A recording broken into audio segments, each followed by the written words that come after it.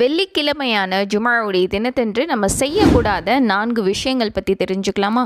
அஸ்ஸலாமு அலைக்கும் வரஹ்மத்துல்லாஹி வபரகாத்துஹு. ஜுமாவுடைய நாளில் நம்ம செய்யக்கூடாத முதல் விஷயம் வியாபாரம். ஜுமாவுடைய நாள் அப்படின்னு இங்கே குறிப்பிடப்படுவது இந்த தொழுகைக்கான நேரத்தை குறிக்கிறாங்க. ஜுமாவுடைய நாளில் பாங்கு சொல்லிட்டாங்க அப்படின்னு சொன்னால் நம்ம வியாபாரம் செய்யக்கூடாது. குடுக்கல் வாங்கல் விஷயங்களை விட்டுட்டு நம்ம தொழுகைக்காக முற்படணும் அப்படிங்கிறது. தொழுகை முடித்த பின்பு நம்ம வியாபாரத்தை தாராளமாக தொடங்கிக்கலாம். இரண்டாவது, குத்பா ஓத ஆரம்பித்தவுடன் பேசுவது. இறை தூதர் ஸல்லல்லாஹு அலைஹி வஸல்லம் சொல்கிறாங்க, வெள்ளிக்கிழமை அன்று இமாம் உரையாற்றி கொண்டிருக்கும் போது உன் அருகில் இருப்பவனிடம் நீ மௌனமாக இரு என்று கூறினாலும் வீண் பேச்சு பேசியவன் ஆவாய் அப்படின்னு சொல்லி. எனவே இந்த நேரத்தில் நம்ம பேசக்கூடாது. மூன்றாவது, வெள்ளிக்கிழமை அன்னைக்கு மட்டும் நோன்பு வைப்பது. நபி ஸல்லல்லாஹு அலைஹி வஸல்லம் அவங்க வெள்ளிக்கிழமை மட்டும் நோன்பு வைக்கிறத தடை செஞ்சுருக்காங்க.